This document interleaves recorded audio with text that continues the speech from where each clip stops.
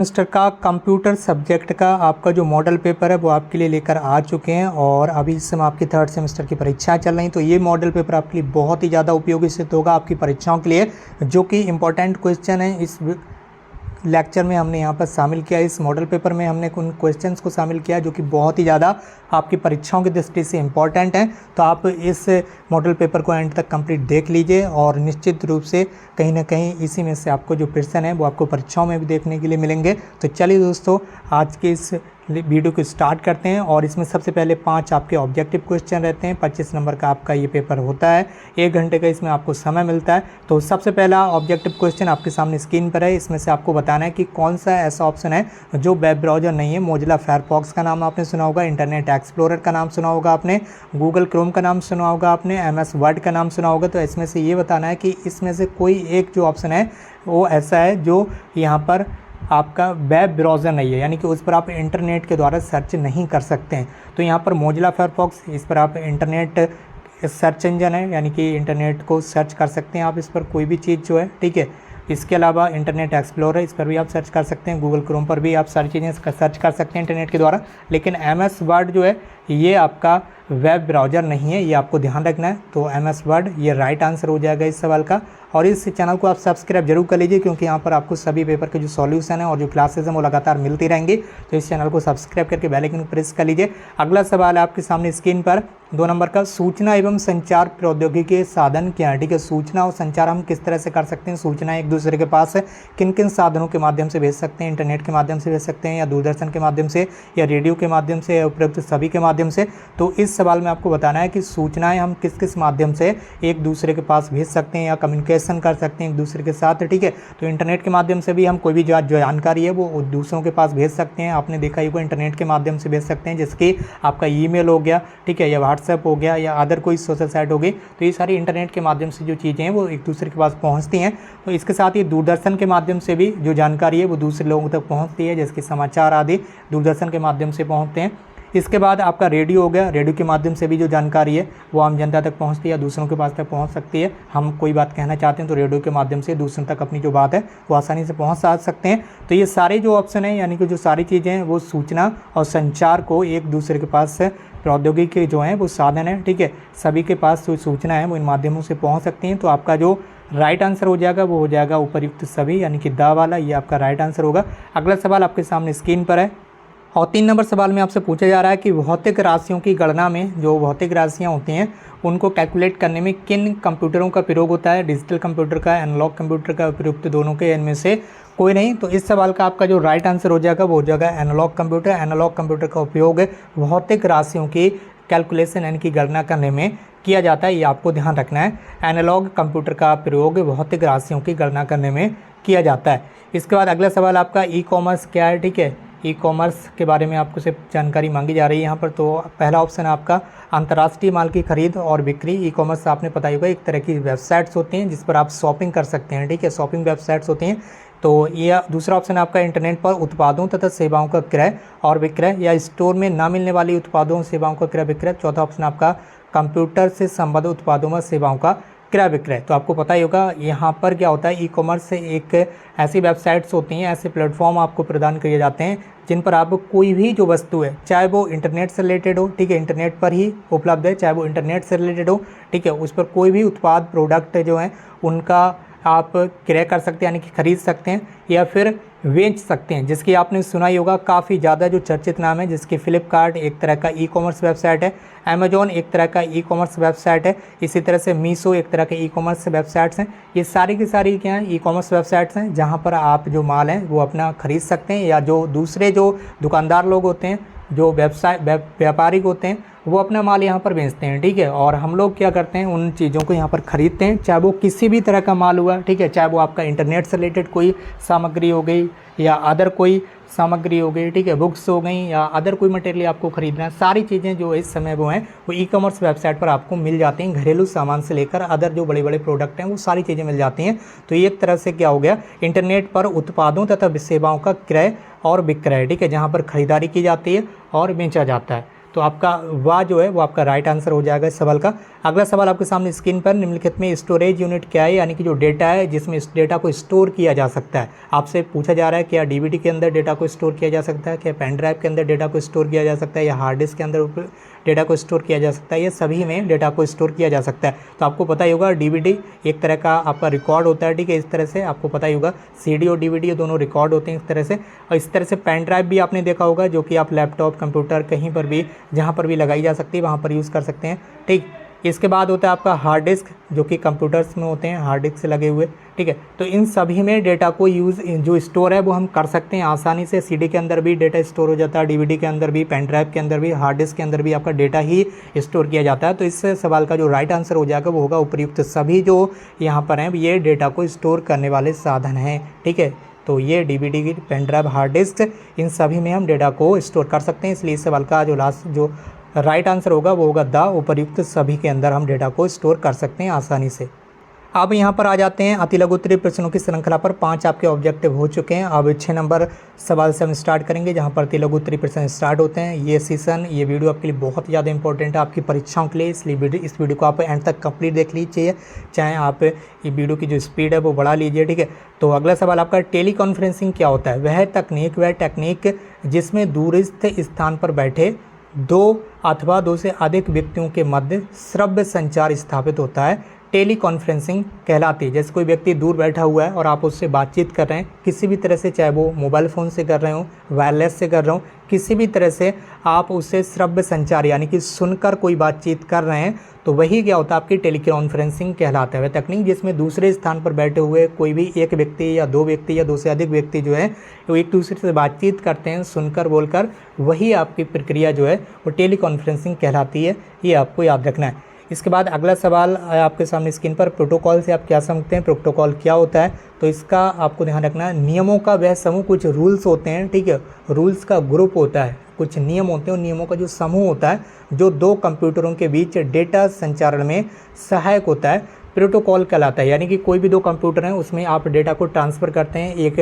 Computer से दूसरे computer में, तो कुछ रूल्स होते हैं, उन रूल्स का जो समूह होता है यानी कि जो नियम होते हैं, नियमों का जो समूह होता है उसी को हम प्रोटोकॉल कहते हैं। और प्रोटोकॉल के द्वारा ही जो डेटा है वो संचारण किया जाता है, ठीक है। कुछ प्रोटोकॉल्स होते हैं, प्रोटोकॉल के आधार पर ही डेटा एक से दूसरे कंप्यूटर में ट्रांसफ़र होता है, तो जिसे हम प्रोटोकॉल कहते हैं। अगला सवाल है आपके सामने स्क्रीन पर 8 नंबर का, स्मार्ट कक्षाओं से आप क्या समझते हैं? जो स्मार्ट क्लासेस होते हैं उनसे आप क्या समझते हैं? आजकल आपने देखा ही होगा, आप यूट्यूब पर पढ़ाई करते हैं, ठीक है, सारी के सारी स्मार्ट क्लासेस के थ्रू। तो स्मार्ट कक्षाओं से हमारा तात्पर्य उन नवीन शिक्षण प्रक्रिया से है जहाँ शिक्षा प्रदान कराने के लिए किसी विद्यालय भवन की कोई ज़रूरत ही नहीं होती है, ठीक है। यहाँ तो मात्र नए टेक्निकल साधनों के द्वारा यानी कि तकनीकी साधनों के द्वारा शिक्षा प्रदान कराई जाती है। इस शिक्षा के माध्यम है फ़ोन, टेलीकॉन्फ्रेंसिंग, कंप्यूटर, इंटरनेट। अभी आप जो वीडियो देख रहे हैं ये स्मार्ट कक्षाओं के द्वारा ही यहाँ पर आपको प्रोवाइड कराई जा रही है। इंटरनेट पर आप जो वीडियोस देखते हैं, जो लेक्चर देखते हैं, वो सारे के सारे आपके यहाँ पर स्मार्ट कक्षाओं के द्वारा ही आपको प्रोवाइड कराए जाते हैं, ठीक है। फ़ोन पर भी आप वीडियो देख सकते हैं आसानी से, ठीक है। इसके अलावा कंप्यूटर पर, इंटरनेट पर, टेलीकॉन्फ्रेंसिंग के थ्रू भी आप पढ़ाई कर सकते हैं। तो ये सारी की सारी स्मार्ट कक्षाओं के अंतर्गत आते हैं। इसके बाद अगला सवाल आपके सामने स्क्रीन पर है 9 नंबर का, भारत में इंटरनेट सेवा का जो विकास है वो किस वर्ष हुआ था? तो आपको याद रखना है, भारत यानी कि अपनी इंडिया में इंटरनेट सेवा का जो विकास है वो सन 1995 में हुआ था। इसके बाद 10वां सवाल है अगला, संचार किसे कैसे कहते हैं? कम्युनिकेशन जिसे बोलते हैं इंग्लिश में कम्युनिकेशन, हिंदी में बोलते हैं संचार। संचार किसे कहते हैं? तो यहाँ पर आपको याद रखना है कि संचार से तात्पर्य अपने विचारों को पत्र, टेलीफोन आदि माध्यमों के द्वारा दूसरों तक पहुंचाना है। जैसे हमें कोई बात किसी तक पहुंचाना है, ठीक है, तो या तो सामने व्यक्ति खड़ा हुआ है, ठीक है, तो बोलकर हम उससे अपनी बात कह सकते हैं। लेकिन अगर कोई व्यक्ति हमारे सामने नहीं है तो या तो हम मोबाइल फ़ोन का यूज़ करेंगे या इंटरनेट का यूज़ करेंगे या कोई लेटर वगैरह। पहले ज़माने में क्या होता था, पत्र लिखे जाते थे, लेटर लिखे जाते थे, तो उसके माध्यम से हम अपनी बात दूसरों तक पहुँचाते थे। तो इसी को क्या कहते हैं? संचार कहते हैं। हम अपनी बात को दूसरों तक जिन माध्यमों से पहुँचाते हैं उन माध्यमों को संचार माध्यम कहते हैं। और अपने विचारों को या अपनी बात को किसी भी माध्यम से, जैसे कि पत्र, टेलीफोन, इंटरनेट के माध्यम से दूसरों तक पहुंचाना ही संचार कहलाता है। बस इतना आपको ध्यान रखना है, ठीक है। अगर कुछ भी याद नहीं आ रहा तो आप अपनी लैंग्वेज में बनाकर लिख सकते हैं। ऐसा नहीं है कि बिल्कुल सेम टू सेम इसी तरह के वर्ड आपको एग्जाम में लिखना हो, बस आपको जैसा याद आ रहा है उसी हिसाब से आप लिख दीजिए।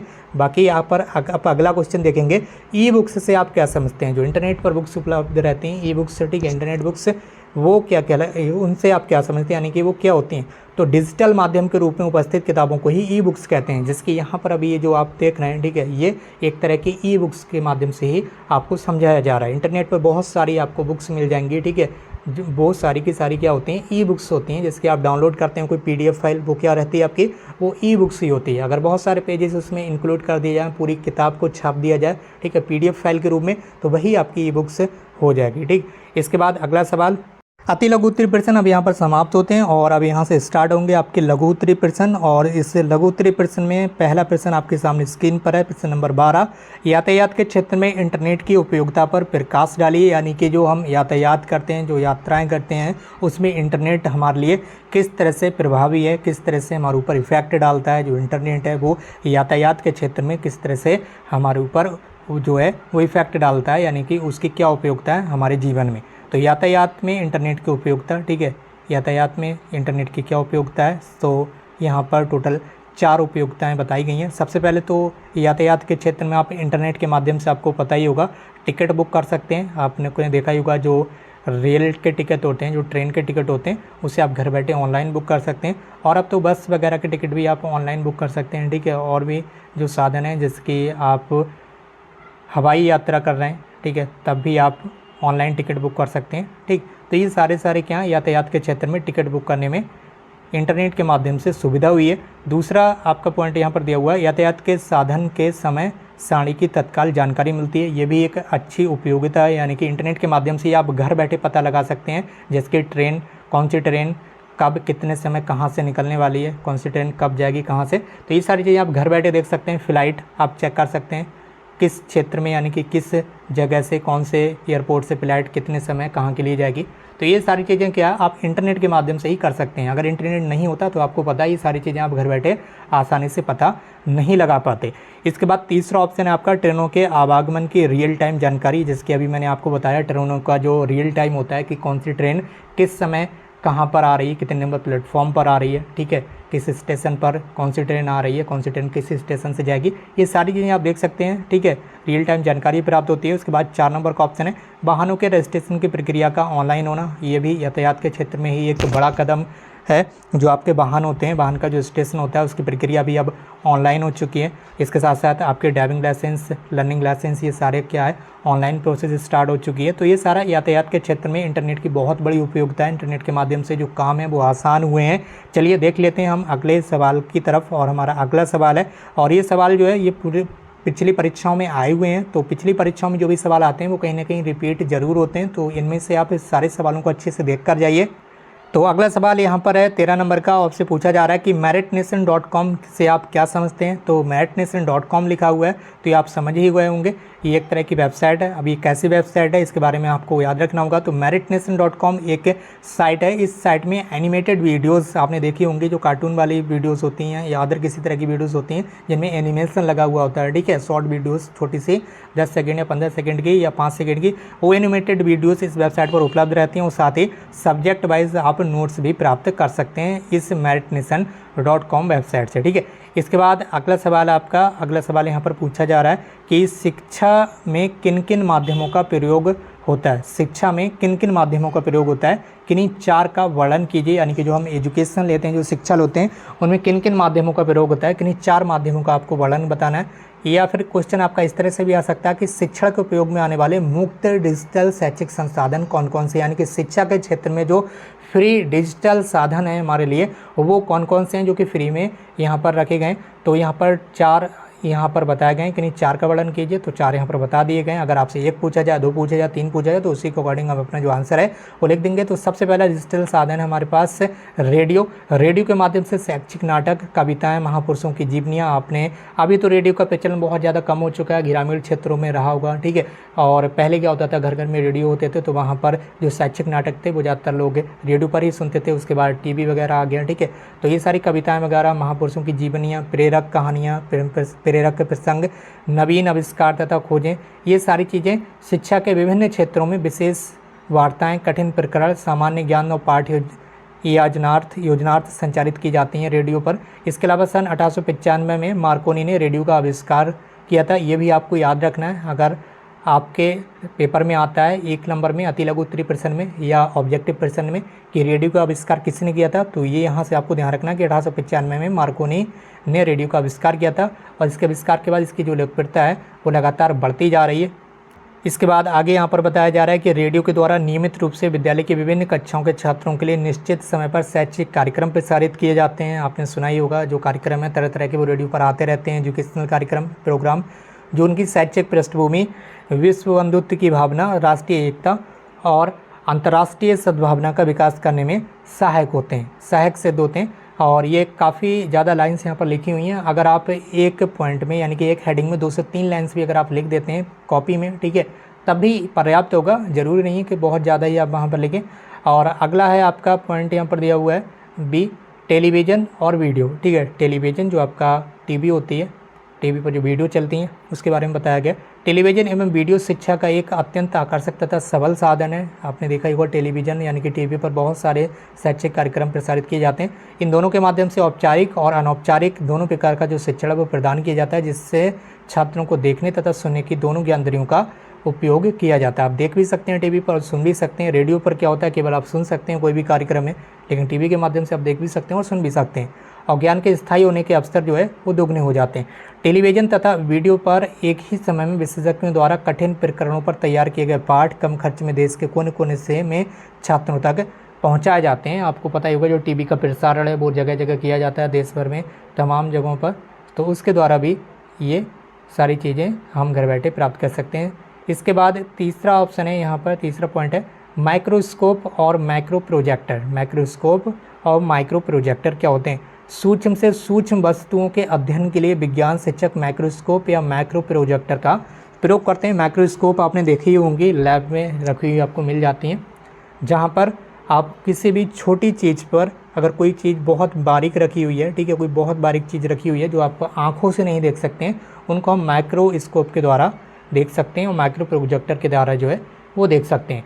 इसके बाद अगला यहाँ पर आप ऑप्शन देख पा रहे होंगे, ठीक है, टेप रिकॉर्डर, ये हेडिंग है चौथा, और 4 ही चीज़ें यहाँ पर पूछी गई, तो 4 के बारे में यहाँ पर बताया गया। टेप रिकॉर्डर के माध्यम से भी, टेप रिकॉर्डर का उपयोग शिक्षक विभिन्न जानवरों तथा पक्षियों की बोली, विभिन्न विशेषज्ञों से संबंधित विषयों पर भाषण आदि को टेप करके उन्हें छात्रों के सम्मुख आवश्यकता अनुसार प्रस्तुत कर सकते हैं। जो टेप रिकॉर्डर आपने देखा ही होगा, आप अपनी आवाज़ उसमें रिकॉर्ड कर सकते हैं। जैसे कि अभी तो मोबाइल वगैरह आ चुके हैं, ठीक है, मोबाइल में आप आवाज़ रिकॉर्ड कर सकते हैं, लेकिन पहले टेप रिकॉर्डर हुआ करते थे जिसमें आप अपनी आवाज़ को रिकॉर्ड करने के बाद आप उसे सुन सकते थे, ठीक है। तो उस पर बहुत सारे शैक्षिक कार्यक्रम जो थे वो रिकॉर्ड किए जाते थे। अभी सारी चीज़ें जो हैं वो पूरी तरह से समाप्त हो रही हैं, ये पुरानी हो चुकी हैं चीज़ें। फिलहाल इनके बारे में पढ़ना है आपको। जब चीज़ें पूछी जा रही हैं तो आपको बताना है। एनसीईआरटी के श्रव्य दृश्य विभाग के अंतर्गत विभिन्न टेप एकत्रित करके उनकी टेप लाइब्रेरी बनाई गई है। और टेप रिकॉर्डर 2 प्रकार के होते हैं। अगर क्वेश्चन आपसे केवल इतना पूछा जाए 1 नंबर में कि टेप रिकॉर्डर कितने प्रकार के होते हैं, तो टेबल मॉडल और पोर्टेबल मॉडल, ठीक है, ये टेप रिकॉर्डर के 2 प्रकार हैं, ये आपको याद रखना है। उसके बाद आपसे पूछा जा रहा है साइबर क्राइम क्या होता है। आप काफ़ी ज़्यादा न्यूज़पेपर में पढ़ते होंगे cyber crime, cyber crime, cyber crime, आखिर होता क्या है साइबर क्राइम, ठीक है। तो साइबर स्पेस से किया गया कोई भी अपराध, ठीक है, जिसमें कंप्यूटर या संचार नेटवर्क या दोनों का प्रयोग किया गया हो, साइबर क्राइम कहलाता है। जैसे कि कई बार आपने देखा होगा, न्यूज़पेपर में भी सुना होगा, यह हो सकता है कहीं आपके साथ भी ऐसा हुआ हो, ऑनलाइन लोग ठगी कर सकते हैं आपसे, ठीक है। ऑनलाइन ठगी एक तरह का साइबर क्राइम है, ठीक है। इसी तरह से और भी बहुत सारे जो ऑनलाइन है वो फ्रॉड किए जाते हैं। ये सारी की सारी चीज़ें क्या होती हैं, साइबर क्राइम के अंतर्गत ही आती हैं। जैसे कि हैकिंग, किसी का कंप्यूटर हैक कर लिया। बहुत सारे ऐसे हैकर होते हैं जो कि बैंक या किसी पर्सनल जो व्यवसाय होते हैं उनका कंप्यूटर हैक कर सकते हैं, ठीक है। तो ये सारी हैकिंग की चीज़ें हो गई। या पैसों की चोरी, अभी आपको बताया था, जिसके किसी का बैंक अकाउंट खाली कर दिया जाता है एक OTP में या बिना OTP के ही। तो इन सब चीज़ों को क्या किया जाता है, साइबर क्राइम के अंतर्गत ही रखा जाता है। अवैध ईमेल भेजना, फिशिंग, ये सारी चीज़ें क्या होता है, या कंप्यूटर पर वायरस डालना, ठीक है, कंप्यूटर पर कोई वायरस डाल दिया, उससे उसकी जानकारी एकत्रित कर ली, जैसे कि पासवर्ड, लॉगिन ID, चीज़ें, जानकारी एकत्रित करके उसका जो डेटा है वो चुराना, ठीक है। तो इन सारी चीज़ों को क्या कहते हैं, साइबर क्राइम के अंतर्गत ही सारी चीज़ें आती हैं, ये आपको ध्यान रखना है। उसके बाद अगला सवाल आपके सामने स्क्रीन पर है 16 नंबर का। यहाँ पर पूछा जा रहा है कि ई बुक्स से आप क्या समझते हैं। जो ई बुक्स होती हैं, ठीक है, उनसे आप क्या समझते हैं। सवाल 2019 में आ चुका है। इलेक्ट्रॉनिक बुक्स होता है, ई बुक्स से अभिप्राय है डिजिटल रूप में पुस्तक का होना है। जैसे कि ये जो आप अभी देख रहे हैं ये एक तरह की ई बुक्स ही है और ये डिजिटल रूप में यहाँ पर आपको दिखाई दे रही है, ठीक है। और यहाँ पर बता दें, ये जो पूरा आप देख रहे हैं, जो कुछ भी ये आपके सामने मॉडल पेपर उपलब्ध है, ये आपको PDF फाइल के रूप में मिल जाएगा। PDF फाइल के रूप में आपको हमारे टेलीग्राम चैनल पर मिल जाएगा। टेलीग्राम चैनल की लिंक वीडियो के कमेंट बॉक्स में दी गई है। टेलीग्राम चैनल को ज्वाइन कर लीजिए और इस पूरी PDF फाइल को आप वहाँ से डाउनलोड कर सकते हैं, ठीक है। और ये एक तरह की ई-बुक्स ही होती हैं जो कि आप डाउनलोड करते हैं इंटरनेट के माध्यम से, तो इन्हें इलेक्ट्रॉनिक बुक्स भी कहते हैं। फुल फॉर्म होती है इनकी इलेक्ट्रॉनिक बुक्स। तो ये आगे बताया गया कि ई-पुस्तकें कागज़ की अपेक्षा डिजिटल के रूप में संचित होती हैं। जैसे कि अभी मैंने आपको बताया, ये डिजिटल होती हैं। कागज़ आपस में आपको नहीं मिलता है। वैसे आप बुक्स लेते हैं तो वो कागज़ पर छपी हुई मिलती है, लेकिन इंटरनेट पर जो बुक्स आपको मिलती हैं वो इलेक्ट्रॉनिक बुक्स होती हैं, ई-बुक्स जिन्हें बोलते हैं शॉर्ट में। इन पुस्तकों को कंप्यूटर, मोबाइल या डिजिटल यंत्रों पर पढ़ा जाता है। इन्हें इंटरनेट पर भी छापा जाता है और बांटा भी जाता है। ये पुस्तकें कई फाइल फॉर्मेट में हो सकती हैं, जिसमें PDF फाइल सबसे प्रचलित है। आप लोग लगातार मांगते रहते हैं कि सर PDF फाइल उपलब्ध करा दीजिए, PDF फाइल। तो ये सारा क्या होता है, PDF फाइल ही, जो PDF फाइल में अगर आपका एजुकेशन से रिलेटेड टॉपिक्स लिखे हुए हैं, ठीक है, कोई बुक से छपी हुई है, तो वही आपकी ई-बुक्स हो जाती हैं। PDF ई-पुस्तकों के लिए एडोब रीडर एवं फॉक्सेट रीडर नामक 2 प्रसिद्ध रीडर हैं जिनमें PDF फाइल ओपन होती हैं, ठीक है। इनमें से एडोब तो PDF फॉर्मेट की निर्माता कंपनी एडोब वालों का ही है। बस आप अगर इतना लिख देंगे, ठीक है, सबसे प्रचलित फॉर्मेट, अगर आप यहाँ पर इतना भी लिख देंगे, ठीक है, तब भी आपको 2 नंबर आसानी से मिल जाएंगे, ठीक है। तो ज़्यादा कुछ आपको नहीं लिखना होता है, बस जो चीज़ पूछी जा रही है। इसके बाद अगला सवाल आपका 17 नंबर का, यातायात के क्षेत्र में इंटरनेट की उपयोगिता पर प्रकाश डालिए, ठीक है। तो ये क्वेश्चन यहाँ पर 2 बार रिपीट हो चुका है, तो इसे आप एक बार देख लीजिएगा। ये क्वेश्चन अभी शुरू में ही आपको पढ़ा दिया था, ठीक है, लघु उत्तरी प्रश्न में यातायात वाला। इसके बाद अगला सवाल है आपका, ये शिकायत पोर्टल पर टिप्पणी लिखिए। शिकायत पोर्टल क्या होता है, जैसे कोई भी सरकारी डिपार्टमेंट हो गया या प्राइवेट कोई डिपार्टमेंट हो गया, उन्होंने अपने एक पोर्टल बना दिया किसी भी तरह की शिकायतों के लिए। जैसे किसी कर्मचारी को, कोई भी एक कंपनी है, उस कंपनी ने अपनी वेबसाइट का एक जो है शिकायत पोर्टल बना दिया, एक वेबसाइट बना दी शिकायत करने के लिए। उस पर आप ऑनलाइन शिकायत दर्ज करा सकते हैं। कोई कर्मचारी है या कोई अदर व्यक्ति है, उस पर अपनी शिकायत दर्ज करा सकता है। तो वही क्या होता है, अपना शिकायत पोर्टल होता है, जिससे आप ऑनलाइन शिकायत जो है वो दर्ज कर सकते हैं। ऑनलाइन शिकायत से पोर्टल सेवा से तात्पर्य ऐसी सरकारी या गैर सरकारी संस्था जहां ऐसी वेबसाइट निर्माण की व्यवस्था हो सके जिसके द्वारा कोई भी व्यक्ति अपनी शिकायत भेजकर समस्या का समाधान प्राप्त कर सके। इसी क्रम में विद्यालय प्रशासन में भी इस प्रकार की व्यवस्था है, जिसके अंतर्गत यदि कोई विद्यालय समाज या राष्ट्र विरोधी गतिविधियों को चला रहा है तो उसकी शिकायत की जा सकती है। इसी संदर्भ में वेब पोर्टल के माध्यम से सरकारी संस्थाओं की भी शिकायत की जा सकती है। आज विभिन्न प्रकार की उपभोक्ता सेवा संबंधी संस्थाएं जो ऑनलाइन समस्या समाधान का कार्य कर रही हैं। इसके साथ ही आपने वो पता ही होगा, उत्तर प्रदेश सरकार की भी जो अपनी UP गवर्नमेंट है, ठीक है, उत्तर प्रदेश सरकार की भी एक वेबसाइट है जिसे जन सुनवाई पोर्टल के नाम से जाना जाता है। और काफ़ी स्टूडेंट्स को पता भी होगा जन सुनवाई पोर्टल क्या है। जन सुनवाई पोर्टल, ठीक है, जन सुनवाई पोर्टल पर आप कोई भी अपनी जो शिकायत है वो दर्ज करा सकते हैं। उत्तर प्रदेश में कोई भी शिकायत है वो दर्ज करा सकते हैं जन सुनवाई पोर्टल पर, और अपनी जो कुछ भी आप कहना चाहते हैं, ठीक है, वो कह सकते हैं, या कोई अदर जानकारी लेना चाहते हैं, वो सारी चीज़ें यहाँ से आप जो है वो आसानी से ले सकते हैं। जन सुनवाई पोर्टल के माध्यम से उत्तर प्रदेश के किसी भी डिपार्टमेंट में आप शिकायत कर सकते हैं या वहाँ से कोई जो जानकारी है वो ले सकते हैं। तो ये आपका क्या हो गया, शिकायत पोर्टल हो गया, जहाँ पर आप आसानी से शिकायत कर सकते हैं किसी भी डिपार्टमेंट में। और उम्मीद करता हूँ ये जो मॉडल पेपर है वो आपको पसंद आया होगा, और इस वीडियो को आप अच्छे से एक बार ज़रूर देख लें और सारे क्वेश्चंस को देख लें। और कल आपका पेपर है, सभी स्टूडेंट्स को हार्दिक शुभकामनाएं, आपका पेपर अच्छा हो। बाकी इस वीडियो को शेयर जरूर करें अपने फ्रेंड्स के साथ। अगर आप चैनल पर नए हैं तो DLED BCC से संबंधित और भी क्लासेस के लिए, आगे आने वाली क्लासेस के लिए और जानकारी के लिए चैनल को सब्सक्राइब जरूर करें। मिलते हैं एक नई वीडियो में एक नई इन्फॉर्मेशन के साथ। Thank you.